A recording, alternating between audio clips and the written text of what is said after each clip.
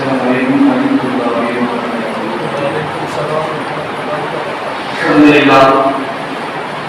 للہ نحمده ونستعينه ونستغفره ونؤمن به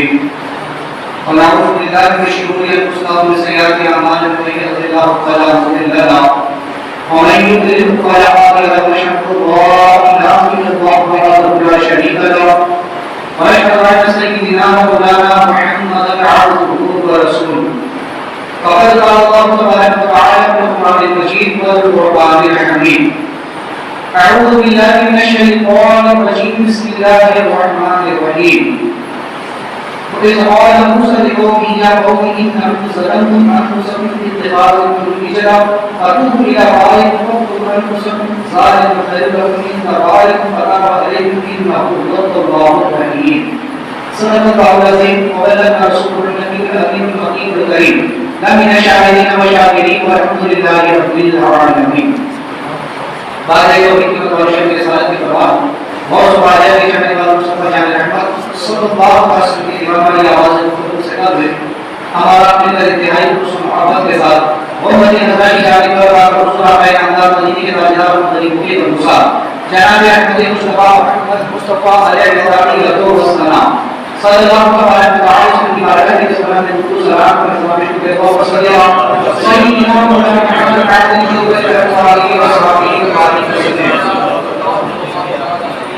ایک مرتبہ پوری جگہ مسئلہ ایسا صلی اللہ علیہ وسلم بعد میں جب شمالیہ پوری مسئلہ تسلیہ تعالی صحابی رسول اللہ کے لیے انہوں نے صلی اللہ علیہ وسلم علی سیدنا محمد نبی محمد ورسول خواتم وسلم بوجهه الكريم وعلى آله وأصحابه بكل رحمة ونفسه بعدد كل معلوم يا الله يا الله يا الله۔ سیدنا موسیٰ علیہ السلام نے ذکر میں سنا کہ جب آپ نے سامری سے بھی میرے پاس کوشش کی کہ سامری نے اپنی حقیقت کو کھول کر کے سامنے رکھ دیا۔ حضرت سیدنا موسیٰ علیہ السلام نے اپنے اور اپنے بھائی کی اپنی دعا کی اور اپنی کلی والعقیق والعقیق برحمتک وانت ارحم الراحمین۔ آپ نے کہا کہ بات کا بہت ہی فلسفی کے مولا مجھے اور میرے بھائی کو بخش دے، مجھے معاف کر دے، ہم پر رحم فرما اور ہمیں اپنی رحمت میں داخل فرما۔ تو سب سے بڑھ کر معاف فرمانے والا ہے کریم جان۔ آپ نے قوم سے مخاطب ہو کر قوم کو احساس دلایا کہ تم لوگوں نے جو جرم کیا ہے وہ ناقابل معاف، لہذا فوراً اپنے رب کی طرف تم لوگ رجوع کرو۔ تو قوم نے بھی جو ہے تو قوم کو بھی احساس ہو گیا ولما سقط في أيديهم ورأى أنهم قد ضلوا قالوا لئن لم يرحمنا ربنا ويغفر لنا لنكونن من الخاسرين۔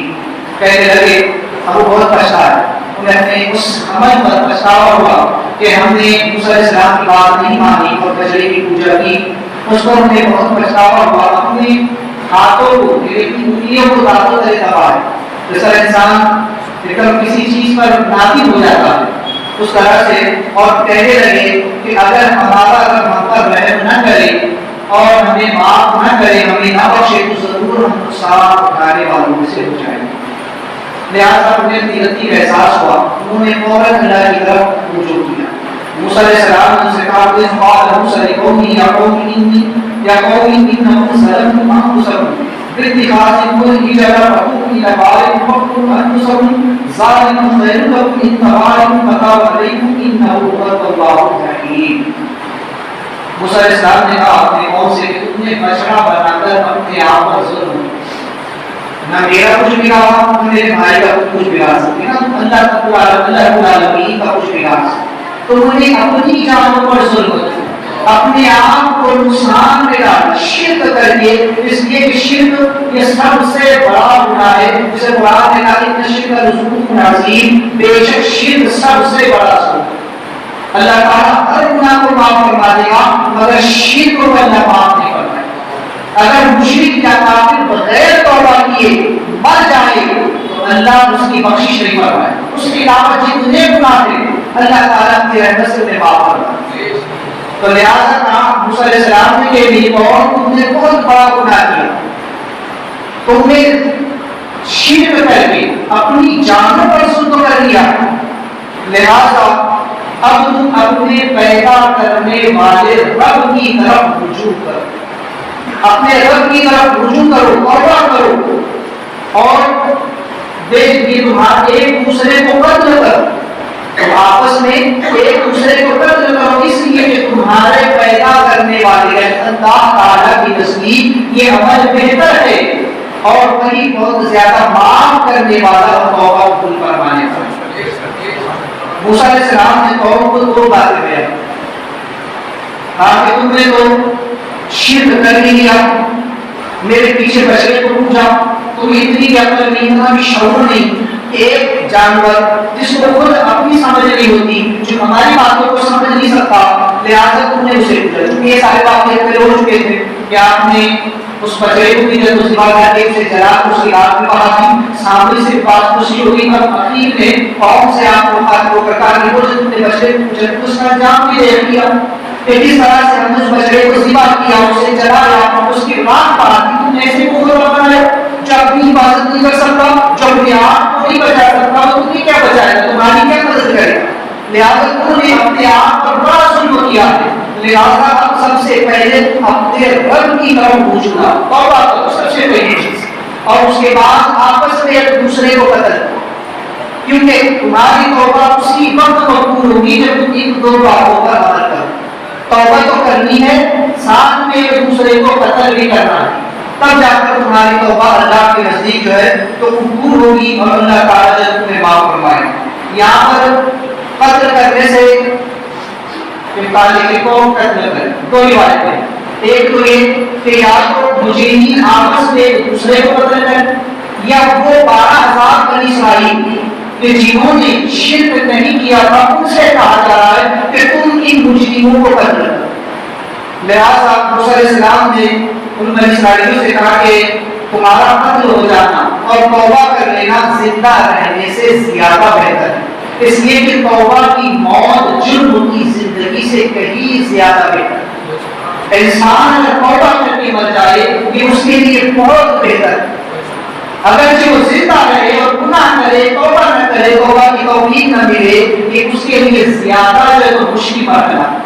تو لہٰذا آپ نے کہا کہ تمہارے رب کے نزدیک تمہارا یہ عمل بہتر ہوگا کہ تم توبہ بھی کرو، ایک دوسرے کو قتل بھی کرو، تب جا کر اللہ تبارک و تعالیٰ تم سے راضی ہوگا اور تمہیں جو ہے تو معاف کروا دے گا۔ لہٰذا موسیٰ علیہ السلام نے بچڑا پوجنے والوں سے کہا،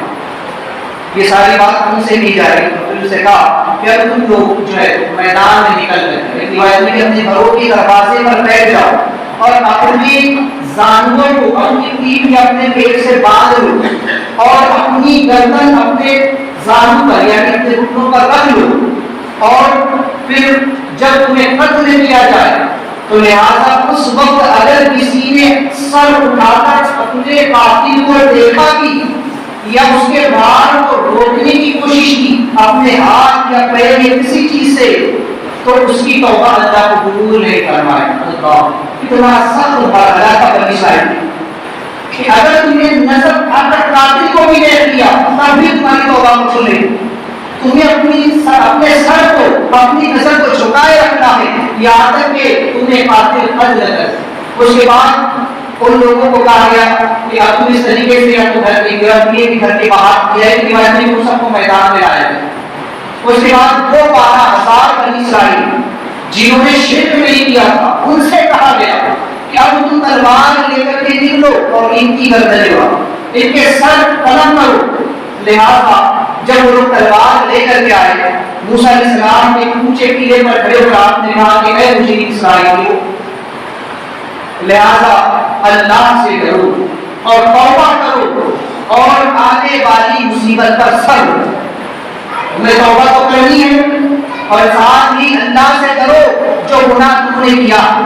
اور پھر اب جو مصیبت آ رہی ہے قتل کی اس پر صبر کرو، واقعہ مت کرنا، اپنے دل میں شکایت مت رکھنا اور اپنی زبان پر بھی کوئی حرف شکایت مت آنے دینا اور اپنے قاتل کی طرف نظر اٹھا کر بھی مت دیکھنا بلکہ صبر کرنا، اس لیے یہی تمہارے رب کے نزدیک زیادہ ہے۔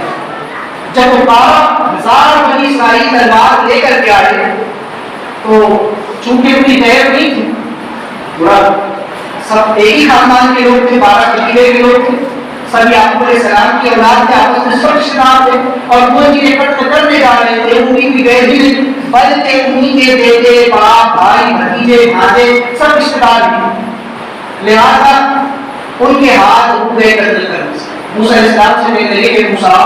ہم اپنے رشتے داروں کو کیسے قتل کریں، باپ بیٹے کو کیسے قتل کرے، بیٹا باپ کو کیسے قتل کرے، بھائی بھائی کو کیسے قتل کرے، یہ سب آپس میں رشتے دار ہے، ہمارے ہاتھ نہیں اٹھتے، ہم یہ کیسے قتل کریں۔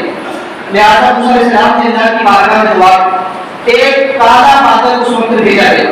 جس نے پورے میدان کو گھیر لیا، وہاں اندھیرا ہی اندھیرا چھا گیا۔ اب ان سے کہا گیا کہ اب جاؤ اور جا کر کے انہیں قتل کرو۔ اب 12,000 بنی اسرائیل آپ کے انہیں قتل کرتے رہے، کون ہے رشتہ دار ہی، لیکن اللہ کے حکم پر عمل دے۔ آج لوگوں کو رشتہ داریوں کو محبوب ہوتی ہے، لوگوں سے جب کہا جاتا ہے کہ جس نے اللہ کے رسول کی شان میں گستاخی کی اس کو چھوڑ دو، کہتے تو ہمارے رشتہ دار ہے، یہ تو ہمارا بھائی ہے، یہ تو ہمارا باپ ہے، یہ تو بیٹا ہے۔ لوگوں کو رشتہ داریاں یاد آتی ہیں۔ جس نے اللہ کے رسول کی توہین کی، جب یہاں ان لوگوں نے شرک کیا، اللہ کے ساتھ ایک بچڑے کو شہید ٹھہرایا، تو ان کے لیے قتل کی سزا تجویز کی گئی۔ کیوں؟ اس لیے کہ وہ مرتد ہے، اور مرتد کی سزا قتل ہے۔ جو اس سے قبل جو معاملہ ہوا تھا کہ وہ جو جادوگر موسیٰ علیہ السلام کے مقابل آئے تھے، لیکن جب انہوں نے موسیٰ علیہ السلام کا معجزہ دیکھا تو اسی وقت وہ کلمہ پڑھ کر کے مسلمان ہوئے۔ ان کو قتل کرنے کا حکم نہیں کیا گیا، بلکہ ان کو فرعون نے ظلمت قتل کیا، جس کی وجہ سے وہ شہادت کے مرتبے پر فائز ہوئے۔ لیکن یہ بنی اسرائیل تو مسلمان تھے، اس لیے جو اسلام لا کر پھر ایمان سے پھر جائے، مسلمان ہو اور اسلام لانے کے بعد کفر کرے، اسلام لانے کے بعد شرک کرے، اسلام لانے کے بعد کوئی ایسا کام کرے کہ جس کے سبب سے وہ دائرہ اسلام سے خارج ہو جائے، تو ہم کو مرتد ہے، اور مرتد واجب القتل ہوگا۔ اگر کوئی کافر مسلمان بنے تو اسے قتل کرنے کا حکم نہیں ہے، لیکن کوئی مسلمان اگر کفر کرے، ارتداد کرے اور پھر پلٹ کر دیا ہے تو اس کی الگ الگ صورتیں ہیں کہ بعض صورتوں میں سے قتل کیا جائے گا، بعض میں نہیں کیا جائے گا۔ بہرحال مشکل تفصیل میں نہیں آتا، تو بتانے کا مقصد یہ ہے کہ یہاں انہوں نے شرک کیا، اللہ کے شریک ٹھہرایا، تو حکم ہوا کہ کو قتل کرو، اور قتل کرنے والے کی رشتہ داری ہم وہ قتل کر رہے ہیں۔ روایت میں آتا ہے کہ ایک دن یا 3 دن کے اندر 70,000 بنی اسرائیل قتل کر دیے۔ قتل کرنے والے اور رشتہ دار، آج لوگوں سے رشتہ داریاں نہیں چھوٹتی۔ کوئی اللہ رسول کی شان میں گستاخی کرے، کہا جائے کہ یہ پورا وہ گستاخ ہے، ان کے پیچھے نماز نہیں ہوتی، ان سے شکاریاں نہیں ہوتی، ان سے نکاح نہیں ہوتا، ہمارا بھائی کے ہمارے ساتھ ہے، شکاری کی بات۔ اللہ نے موسیٰ علیہ السلام کو کم دیا کہ بند ہو جاتا، تو لہٰذا جب ایک دن یا 3 دن کے اندر 70,000 بنی اسرائیل ایک ساتھ قتل کر دیے گئے، اب بنی اسرائیل کی عورتیں، بوڑھے، بچے روتے ہوئے موسیٰ علیہ السلام کے پاس کہنے لگے موسیٰ اب اللہ کی بارگاہ میں دعا کرو، اگر یہی حال رہا تو پھر بنی اسرائیل ختم ہو جائے گی، ان سب کو اگر قتل کر دیا گیا تو یہ قوم قتل ہو کر کے رہ جائے گی، گنے چنے لوگ باقی رہ جائے گی۔ تب موسیٰ علیہ السلام اور ہارون علیہ السلام اپنے سروں سے ٹوپی اتار کر کے روتے ہوئے اللہ کی بارگاہ میں دعا کر رہے ہیں۔ لہٰذا تب جا کر کے اللہ تعالیٰ نے ان کی توبہ کو قبول فرمایا، اور وہ کالا بادل ہٹا اور حکم ہوا کہ اب قتل کا سلسلہ بند کر دیا جائے۔ اب اس کے بعد جو واقعہ ہے کہ وَإِذْ قُلْتُمْ يَا مُوسَىٰ لَن نُؤْمِنَ لَكَ حَتَّىٰ نَرَى اللَّهَ جَهْرَةً وَأَخَذَتْكُمُ الصَّاعِقَةُ وَأَنْتُمْ تَنظُرُونَ ثُمَّ بَعَثْنَاكُم مِّن بَعْدِ مَوْتِكُمْ لَعَلَّكُمْ تَشْكُرُونَ۔ جب یا تو بنی اسرائیل حضور علیہ السلام کے زمانے کے بنی اسرائیل کو یہ باتیں بھی بتائی جاتی، اور چونکہ قرآن کے نزول کا مقصد یہ ہے کہ قیامت تک کے لوگ اس سے عبرت حاصل کرتے ہیں، چونکہ آقا کریم صلی اللہ علیہ وسلم کے دور کے جو یہودی تھے، جو بنی اسرائیل تھے، چونکہ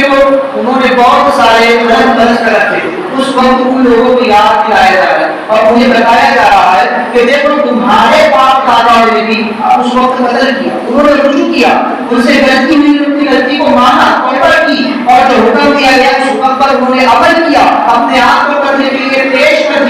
یہ جو واقعہ آ رہا ہے یہ بیان کیا گیا ہے ان یہودیوں کو بتایا جا رہا ہے کہ تم بھی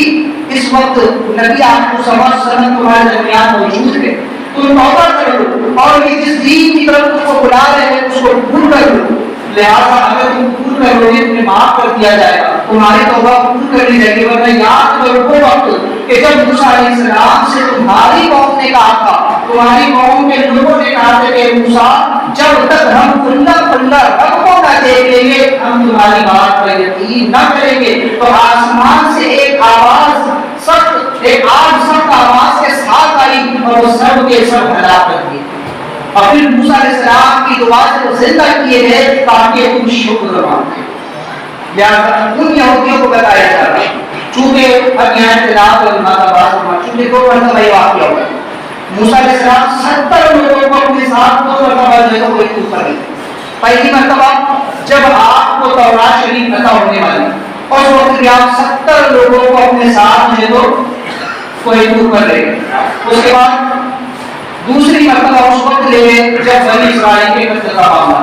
جب یہ واقعہ پیش آیا کہ توبہ۔ اب یہاں علماء دو روایتیں بیان کرتے، ایک روایت تو یہ ہے کہ جب موسیٰ علیہ السلام نے ان لوگوں سے کہا بنی اسرائیل سے کہ تمہاری توبہ کا طریقہ یہ ہے کہ تمہیں توبہ بھی کرنی ہے اور آپس میں ایک دوسرے کو قتل بھی کرنا، تو وہ کہنے لگے کہ موسیٰ کیا واقعی میں اللہ نے یہ حکم دیا ہے، کہ واقعی اللہ کی طرف سے حکم ہے؟ تو موسیٰ علیہ السلام ان سے کہا چل ٹھیک ہے اگر ایسی بات ہے تو تم میرے ساتھ کوئی حقوق پر چلو، میں تمہیں بھی اللہ کا کلام سنا دوں۔ ایک روایت تو یہ ہے کہ اس وقت جو ہے تو ان لوگوں کو لے جایا گیا، اور دوسری روایت یہ ہے کہ جس وقت 70,000 بنی اسرائیل قتل کر دیے گئے اور بنی اسرائیل نے آ کر موسیٰ علیہ السلام سے کہا کہ نہیں ہاتھ کا تو سبھی قتل ہو جائے گا، پوری قوم ختم ہو جائے گی، تب موسیٰ علیہ السلام نے قتل کا سلسلہ بند کیا اور اپنی قوم سے 70 لوگوں کا انتخاب کیا جو سب کے سب متقی پرہیزگار، ایسے 70 لوگوں کا آپ نے انتخاب کیا اور ان کو لے کر کے آپ کو ایک اٹھا۔ اب معاملہ یہ ہوا کہ موسیٰ علیہ السلام ان 70 لوگوں کو لے کر کوہ طور پر پہنچے اور وہاں لے جا کر کے ان سے کہا کہ 3 دن تک تمہیں روزہ رکھنا ہوگا اور تسبیح و تحلیل کرنی ہوگی، ذکر الہی کرنا ہوگا۔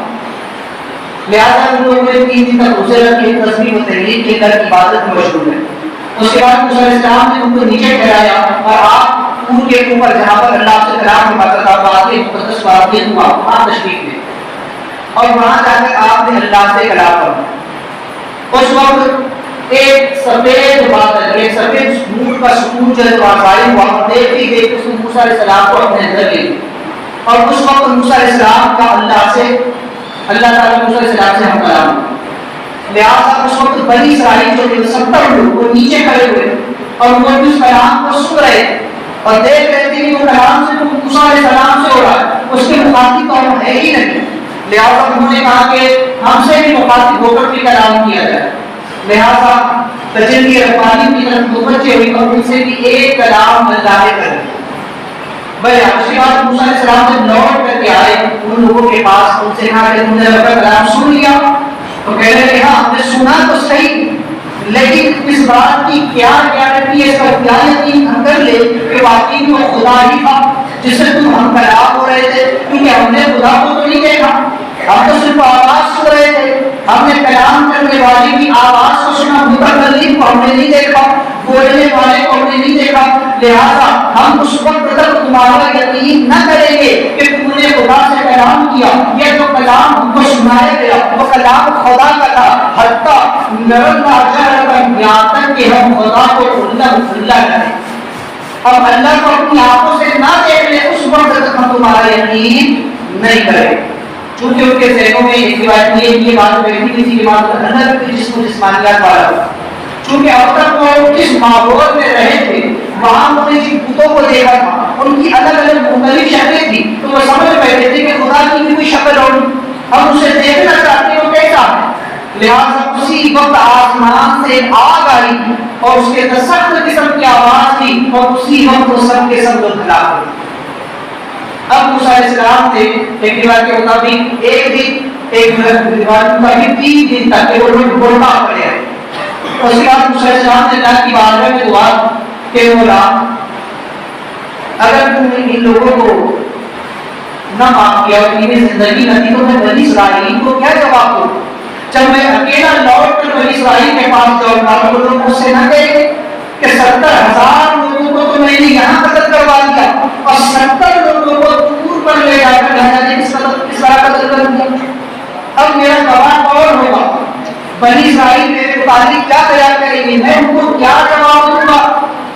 مولا کریم اب میں انہیں کیا سمجھاؤں، کیا جواب دوں؟ لہٰذا موسیٰ علیہ السلام نے دعا کی، اللہ تعالیٰ نے آپ کی دعا کی برکت سے ان 70 لوگوں کو دوبارہ زندہ کرا. لہٰذا وہ لوٹ کر کے پھر قوم کی طرف. اب وہ روایتی آگے ہوا وہ انشاءاللہ آپ دیکھیں گے کہ یہاں چند چیزیں مجھے ایسے. سب سے پہلی چیز یہ کہ اللہ تعالیٰ نے اس دور میں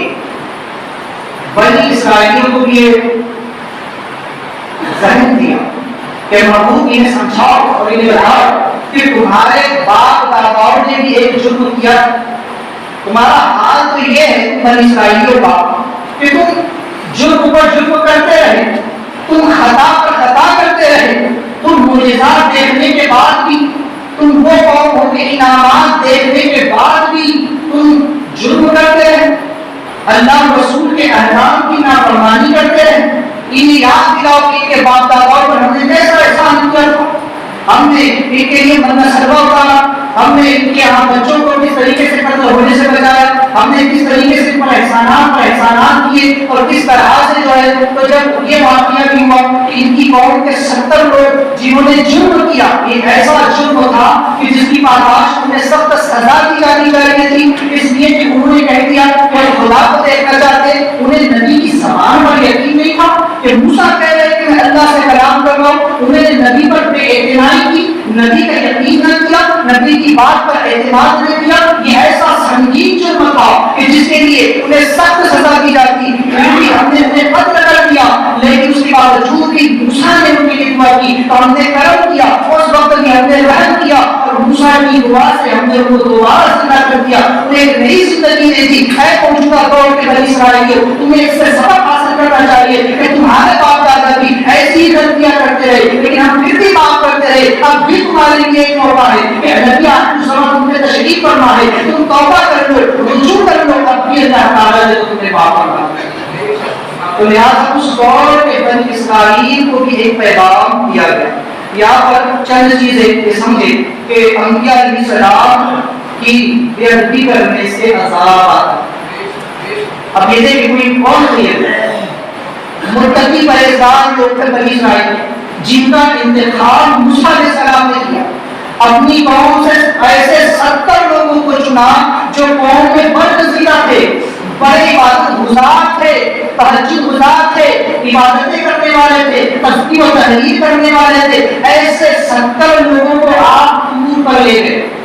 وہاں بھی ان سے 3 دن تک روزے رکھوائے، تسبیح و تحلیل کروائی، ان سے عبادت کروائی، گویا 3 دن کا چندہ ان سے کروایا. اور پھر ان لوگوں نے خدا کا کلام کی موسیٰ علیہ السلام کی مخالفت سے سنا کہ اتنا بڑا کر ہوا. کیونکہ معمولی بات ہے،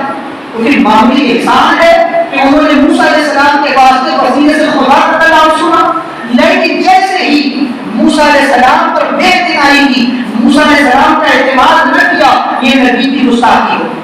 کہ تمہیں نبی کی زبان پر اعتماد نہیں، کہنے لگے کہ خدا کا اتباع کرو. ہمیں کیا یقین کہ تم نے جو کہہ رہے ہو سچ ہے کہ واقعی نے خدا کلام کر رہا تھا. جیسے ہی نبی کی بے ادبی کی، نبی کی گستاخی کی، اللہ تعالیٰ نے فوراً ہلاک کر. نہ ان کی عبادت دیکھی گئی، نہ ان کا تقویٰ دیکھا گیا، نہ 3 دن تک کے ان کے روزے دیکھے گئے، نہ ان کی زندگی بھر کی عبادتیں دیکھی گئی، نہ تسبیح و تحلیل دیکھی گئی. لہٰذا پتہ چلا کہ نبی کا گستاخ ساری زندگی کی عبادت کرے تو اللہ تعالیٰ قبول نہیں کرتا.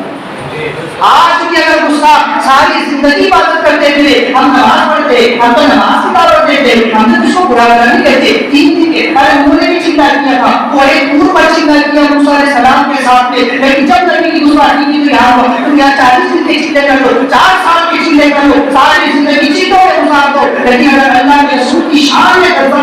گستاخی کرو گے، کوئی عبادت تمہارے اللہ کیا ہوگی اور تمہارے منہ پر وہ ساری عبادت ایسے ہی مان دی جائے گی جیسے ان لوگوں کا انجام ہوا. دوسری چیز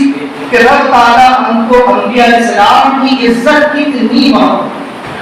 اللہ تبارک تعالیٰ انبیاء کی عزت پر کوئی آ جائے کہ رب کو بھی گوار لے کہ اگر موسیٰ قوم میں لوٹ کر جائے اور قوم موسیٰ سے جواب طلب کرے تو موسیٰ پر الزام لگے گا کہ تم نے 70 لوگوں کو لے گئے تھے تو انہیں کیسے قتل کر دیا, ان کے ساتھ کیا سلوک کیا. تو موسیٰ علیہ السلام پر اعتراض نہ ہو, موسیٰ علیہ السلام کی ذات پر بات نہ آئے, ان کی عزت برقرار رہنے کے لیے اللہ تعالیٰ نے ان 70 لوگوں کو زندہ کرنا. پتا چلا کہ اللہ کے نزدیک نبی کی عزت بہت اہم ہے. اور آج چل کے آگے کہتے ہیں کہ جس کا نام محمد یا علی کسی بات کا مالک مختار نہیں, نبی ہمارے بڑے بھائی کی طرح ہے, ان کی تعظیم عام انسان کے جیسی کرو, ان کی تعظیم میں حد سے نہ بڑھو. یہ کس قدر غصہ اللہ کو ان کی عزت کتنی محبوب ہے. ایک چیز یہ بھی کہ موجودہ دور کے بنی اسرائیلیوں کو بتایا کہ دیکھو ان لوگوں نے بھی معجزات دیکھے تھے اور ان کا انجام پھر کیا ہوا, اور پھر جنہوں نے توبہ کر لی ہم نے ان پر بھی کرم کر دی. لہٰذا اگر تم بھی توبہ کر لو اور اپنی ضد اور حد دھرمی کو چھوڑ دو تو ہم تم پر بھی ایسے ہی کرم کریں. ایک چیز کہ متبرک مقامات اللہ تعالیٰ دعاؤں کو قبول کرنا. دیکھ موسیٰ علیہ السلام قوم کے اندر رہ کر بھی دعا کر سکتے تھے, لیکن ان 70 لوگوں کو لے کر دور پر گئے. کیوں؟ کیونکہ یہ وہی مقام تھا کہ جہاں اللہ نے پہلی مرتبہ موسیٰ علیہ السلام سے کلام فرمایا. جب بھی موسیٰ علیہ السلام سے کلام فرمانا ہوتا, موسیٰ علیہ السلام کو حضور پر وادی مقدس وادی طویٰ میں تشریف لے جاتے, وہاں اللہ تعالیٰ سے ہم کلام ہوتے. اس سے پہلے ایک مقام پر بیٹھ کر آپ کئی دن تک روزے رکھتے, چلے کرتے. جب پہلے اللہ تعالیٰ نے 30 دن 40 دن کا جو وعدہ ہوا تھا وہ بھی موسیٰ علیہ السلام نے ایک جگہ بیٹھ کر 40 روزے مکمل کیے, عبادت و ریاست کی, تسبیح و تحلیل کی. اس کے بعد وہاں سے اٹھ کر مقام طویٰ میں گئے, وہاں جا کر رب سے ہم کلام ہوئے. جب دوسری بار گئے تب بھی ہوا, اور جب بنی اسرائیل کو لے کر گئے تو ان کو اسی مقام پر بٹھایا جہاں آپ چلا کر چکے تھے. اس مقام پر ان بنی اسرائیل کو بٹھا کر کہا کہ تم یہاں بیٹھ کر چلا کرو, اللہ کی عبادت کرو, اللہ سے دعا کرو کہ رب تعالیٰ تم کو بھی کلام سنا. گویا متبرک مقامات پر, جن مقامات پر اللہ کی رحمت کا نزول ہوتا ہے, جہاں اللہ کے نیک بندے بیٹھ کر عبادت کر لیتے ہیں, چندہ کشی کر لیتے ہیں, تسبیح و تحلیل پڑھ لیتے ہیں, وہ جگہ اللہ کی یہاں مبارک ہو جاتی ہے. اور ایسی مبارک ہوتی ہے کہ اگر کوئی دوسرا اس مقام پر بیٹھ کر دعا کرے تو اللہ کی دعا کو قبول کرتا ہے. اس لیے اولیاء اللہ جہاں مدفون ہے ان کے مزارات اللہ کی رحمت کے مراکز ہے, ان اولیاء اللہ کے مزاروں پر جا کر دعا کی جائے اللہ دعا کو قبول کرتا ہے. اور جس مقام پر اللہ کے ولی نے بیٹھ کر عبادت کی اس مقام کی یہ تاثیر ہے, اور یہ قرآن سے ثابت ہے. میرے پاس کے وقت نہیں کہ بہت کی طریقے تھا, ورنہ قرآن سے ایک چیز آپ کو بتاؤ. حضرت مریم رضی اللہ تعالیٰ, حضرت مریم رضی اللہ تعالیٰ محراب مریم کے نام سے مشہور ہے روایت کہ قرآن میں اس کا ذکر ہے. حضرت مریم رضی اللہ تعالیٰ بیت المقدس میں جس محراب میں بیٹھ کر اللہ کی عبادت کرتی تھی اور اللہ تعالیٰ آپ کو رزق عطا کرتا. زکریا علیہ السلام تشریف لائے, وہاں کی مریم میں کیا معاملہ ہے, تیرے لیے آسمان سے رزق عطا ہوا ہے. تیرے لیے کہا کہ ہاں میرا رب کچھ پیسے, وہی کھڑے رہ کر زکریا علیہ السلام نے دعا مانگی. اسی مقام پر کھڑے رہ کر دعا کی, مولا مجھ کو اولاد عطا فرما. اسی وقت اللہ نے وحی بھیجی, جبریل علیہ السلام آئے اور آپ کو یحییٰ علیہ السلام کی خوشخبری سنائی. تو اللہ کے محبوب بندے جہاں عبادت کرتے ہیں وہ جگہ بھی اللہ کو ایسی محبوب ہوتی ہے کہ اللہ وہاں کی جانے والی دعاؤں کو قبول کرتا ہے. اور ایک چیز کہ نبی کا اقرار کر کوئی بھی عبادت کی جائے, نبی کی توہین کر کے, نبی کی گستاخی کر کے کیسی ہی عبادت کر لی جائے, چاہے خدا سے عشق بھی کر لیا جائے تو اللہ کی یہاں مقبول نہیں, بلکہ وہ رد کر دیا جاتا ہے. جیسے کہ ان بنی اسرائیلیوں کا حال ہوا کہ ان لوگوں کی ساری عبادت رد کر دی. کیوں؟ کیونکہ نبی پر بے اعتمادی, نبی پر اعتماد نہ کیا, نبی پر بھروسہ نہ کیا تو ساری عبادت اوپر مارے. اسی لیے وہ اعلیٰ حضرت فرماتے ہیں کہ بے ان کے واسطے کہ خدا کچھ عطا کرے, آشا غلط غلط یہ حوث بے بسر کی ہے, اور ذکر خدا ان سے جدا جو چاہ نجدی ہو واللہ ذکر حق نہیں جی سکتا. لہذا اللہ تبارک و تعالیٰ کو اپنے محبوبوں کی عظمت اور عزت اس قدر محبوب ہے کہ اللہ نے موسیٰ علیہ السلام کی دعا کی برکت سے ان بنی اسرائیلیوں کو دوبارہ زندگی عطا فرمائی، دوبارہ ان کو زندگی دی گئی تاکہ یاد رہے کہ نبی کی دعا کے صدقے میں تم زندہ ہو، یہ زندگی تمہیں نبی کی دعا کے صدقے میں ملی ہے۔ اسی لیے سرکار تاج شریعہ فرماتے ہیں کہ زندگی یہ نہیں ہے کسی کی کسی کے لیے، زندگی ہے نبی کی نبی کے لیے، نہ سمجھ مرتے ہیں زندگی کے لیے، جینا مرنا ہے سب نبی کے لیے۔ ہماری زندگی کی کیا ہے کہ مصطفیٰ جان رحمت صلی اللہ علیہ وسلم کی قدموں کی دھول کا صدقہ، یہ زندگی انہی کے لیے دی گئی ہے۔ اگر انہی سے بغاوت کرو گے، انہی سے گستاخی کرو گے تو پھر جو انجام ان بنی اسرائیل کو ہوا تھا اس سے زیادہ دردناک انجام تمہارا، کیونکہ یہ تو موسیٰ علیہ السلام سے زیادہ برکسی کا پیغمبر ہے، یہ ایسے رسول ہے کہ تمام رسولوں سے بڑھ کر ہے، تمام رسولوں کے رسول ہے، اگر ان کی گستاخی کی تو پھر انجام بہت زیادہ دردناک ہے۔ لہذا بتایا گیا کہ زندگی کس کے صدقے میں؟ نبی کے صدقے میں دی گئی، ورنہ ان کو مر چکے تھے، ان کو فنا ہو چکے تھے، ختم ہو چکے تھے۔ اللہ تعالیٰ کے قانون ہے اذا جاء اجلهم لا يستعجلون ساعة ولا يستقدمون، یہ قانون ہے کہ جب کسی کی موت کا وقت قریب آ جاتا ہے تو پھر ایک ساتھ ایک لمحہ کی آگے اور پیچھے بھی ہو سکتا ہے۔ ہر انسان کی موت تقدیر الہی میں لکھی جا چکی ہے، جب جس کی موت جہاں جیسی آنی ہے وہ آ کر کے رہے۔ یہ دنیا کی سب سے اہم اور اٹل حقیقت ہے۔ ہر انسان کی پیدائش کا بھی تو ایک تخمینہ لگا دیا جاتا ہے کہ 9 مہینے کے بعد بچہ پیدا ہو، آپ ڈاکٹر کی تاریخ دے دیتے، فلاں تاریخ کو ڈلیوری ہو جائے، فلاں تاریخ کو آپ کے بچے کی ولادت ہو جائے، لیکن مرنے کی تاریخ کوئی نہیں بتا سکتا، یہ بننا ہی جانے کا کس کی موت کہاں کیسے آ جائے۔ لہذا موت انسان کی متعین ہے، اٹل ہے، آنی ہے، اور جہاں آنی ہے، جب آنی ہے اور جیسے آنی ہے وہ آ کر کے رہی، ایک لمحہ بھی ادھر سے ادھر نہیں ہو سکتا۔ اب یہ کیا ہے؟ قانون، لیکن قدرت اس کے الگ ہے۔ دو چیزیں میں سے پہلی بتا چکا، قانون الگ ہے، قدرت الگ ہے۔ قانون یہ ہے کہ جب جس کی موت کا وقت آئے گا ایک ساعت بھی، ایک لمحہ بھی آگے پیچھے نہیں ہو سکتا، لیکن اللہ کی قدرت یہ ہے وہ جب چاہے اس کو موت دے، وہ چاہے تو اگر اس کی موت آنی ہے اس سے پہلے جو ہے اس کو موت دے دے، جب اس کی موت آنی ہے اس کے بعد بھی اللہ تعالیٰ اس کو زندہ رکھے اور بعد میں اس کو موت دے۔ یہ اللہ کا اختیار، یہ قدرت ہے، کیونکہ قانون کے پابند ہم ہے، خدا نہیں۔ قانون ہمارے لیے، خدا کے لیے نہیں ہے۔ خدا اپنی قدرت کا اظہار جب چاہے، جیسے چاہے، جہاں چاہے فرما سکتا ہے۔ ان بنی اسرائیلیوں کی موت سے متعلق مفسرین فرماتے ہیں کہ چونکہ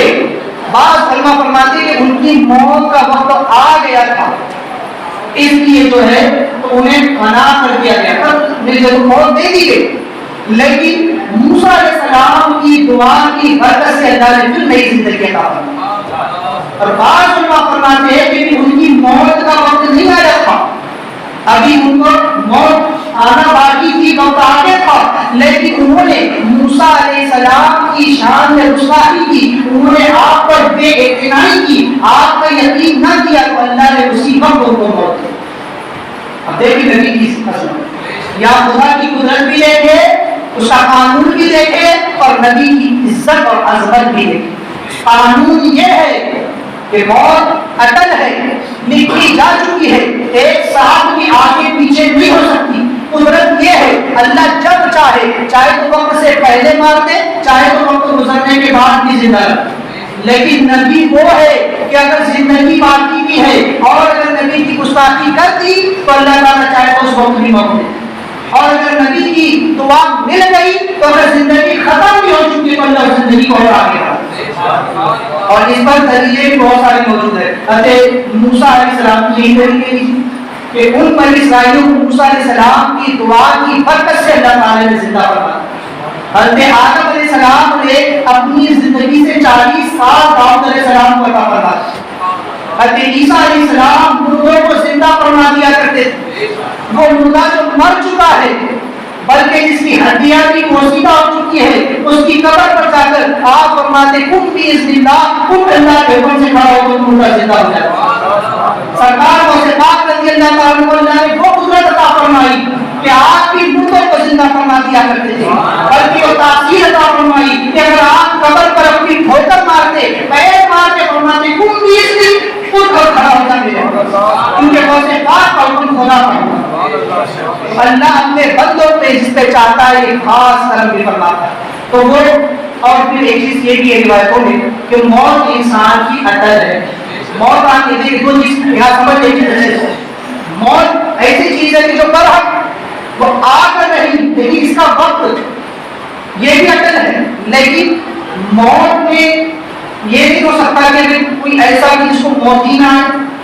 کوئی نہیں، صرف اللہ کی ذات۔ کل من علیہ فان ویبقى وجہ ربک ذو الجلال والاکرام، زمین جتنے بھی ہیں سب کو فنا ہونا، باقی رہنے والی ذات اللہ۔ کل نفس ذائقۃ الموت، ہر نفس نے موت کا مذاق چکھنا، صرف اللہ کی ذات ہے جو اس سے براؤں ہے، نہ اللہ کو نیند آتی ہے نہ اسے موت آ رہی ہو۔ اللہ کے علاوہ جتنے ہیں سب کو پناہ ہونا، حتیٰ کہ خدا کے بعد اگر کوئی ذات ہے تو علماء فرماتے بعد از خدا بزرگ تو ہی یہ حصہ ہے کہ خدا کے بعد اگر کوئی ہے تو مصطفیٰ جانے میں صلی اللہ علیہ وسلم، لیکن حضور نے بھی موت کا مذاق چکھا۔ انبیاء کو بھی اجل آنی ہے مگر ایسی کہ فقط آنی، لیکن آنی ہے کیونکہ وعدہ الہی ہے کہ موت ہر ایک کو آئے۔ بہرحال موت میں الگ الگ کر کے اس کی تفصیل نہیں کرتے، بس یہ کہ موت یقیناً ہر ایک کو آئے۔ رہا سوال اس کے وقت کہ وقت کی تقدیر میں لکھا جا چکا ہے، کون شخص کب کہاں کیسے مرے گا یہ لکھا جا چکا ہے، لیکن کبھی کبھی اللہ والوں کی دعا کی برکت سے وقت آگے پیچھے کر دیا جاتا ہے۔ اگر کسی شخص کی موت آنی ہے اور کوئی اللہ والا دعا کر دے تو اللہ تعالیٰ اس کے وقت کو آگے بڑھا دے۔ اگر بعض انسان کے کچھ اعمال ایسے ہوتے ہیں جیسے بات میں کہ صدقہ کثرت سے کیا کرو اس لیے کہ یہ بلاؤں کو ٹال دیتا ہے، اور موت بھی ایک بلا ہے، وہ بھی بعض اوقات اس کا وقت رہ جاتا ہے۔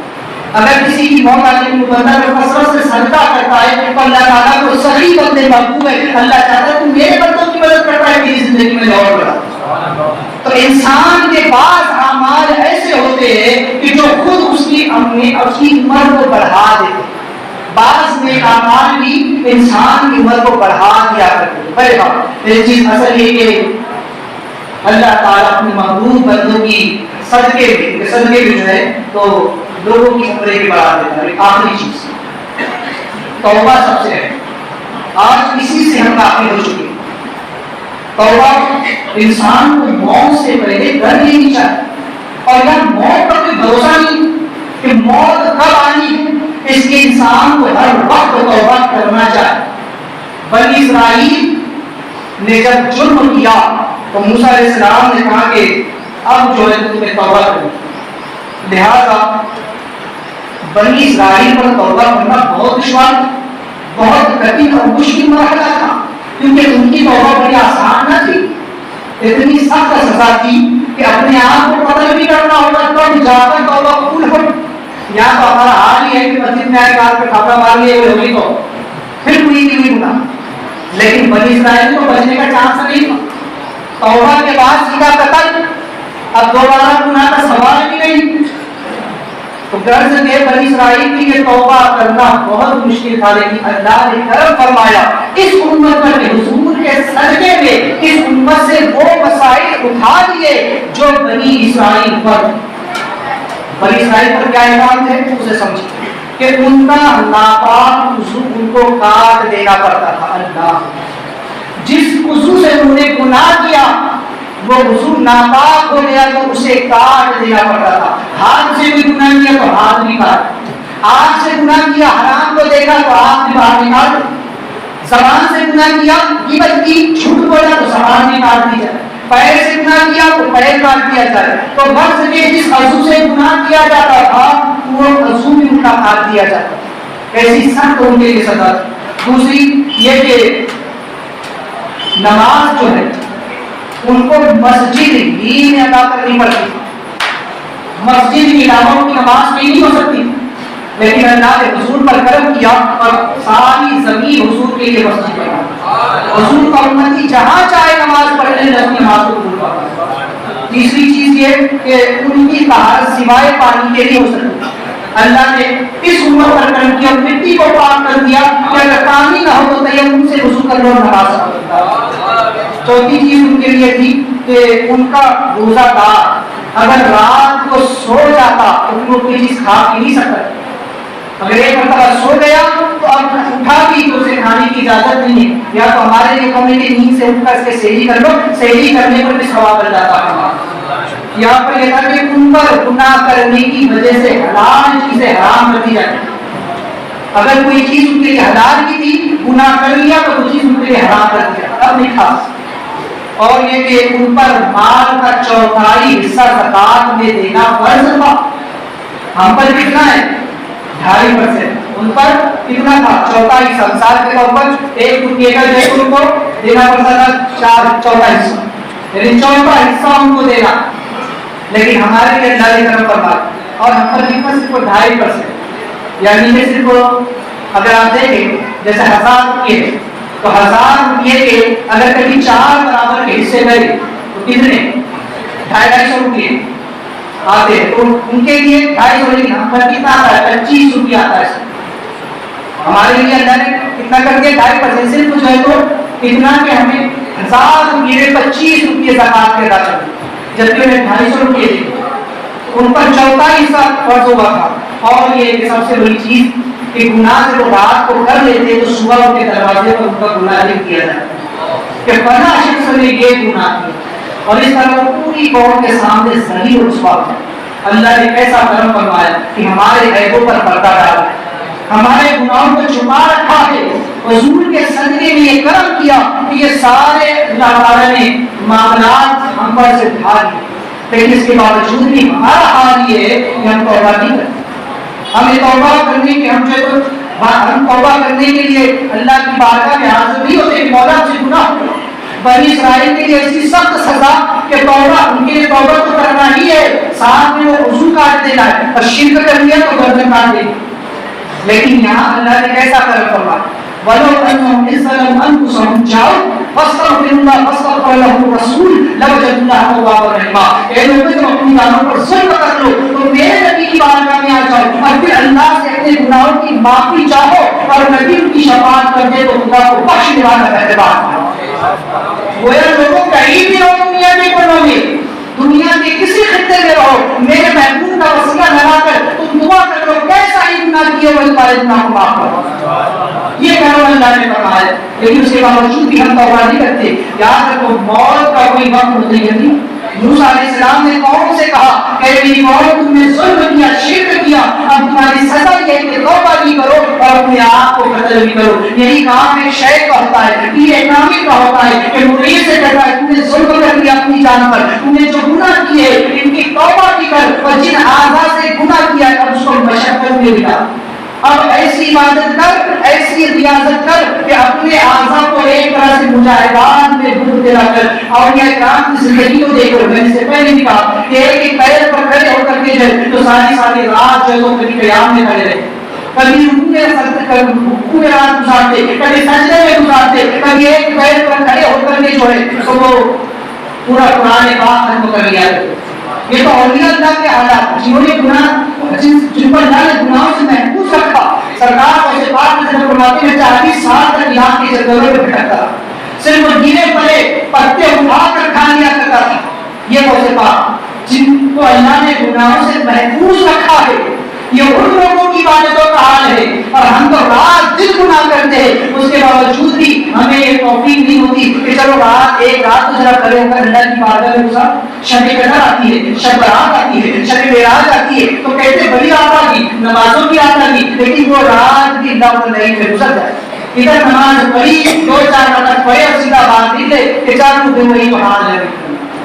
وہ رات بھی ایسی گناہوں کی نظر ہو جاتی۔ کتنے افسوس کا مقام ہے، لہٰذا توبہ کیجیے، اس لیے اس سے پہلے کہ توبہ کا دروازہ بند ہو جائے۔ اللہ نے ہم پر توبہ کو بہت آسان کر دیا، بنی اسرائیل کے سوا اللہ کے لیے بڑا احسان ہے. لہٰذا دعا کہ مولا کریم ہم تمام کو صرف کے دل سے توبہ کی توفیق عطا فرمائے. حضرات چونکہ نماز کے مسائل کا سلسلہ شروع ہے اور اس میں آج بھی تین مسئلے سجدے سے متعلق سماعت کریں. سجدہ زمین پر بنا حائل کرنا مستحب ہے، بغیر کسی چیز زمین پر سجدہ کرنا یہ زیادہ مستحب ہے.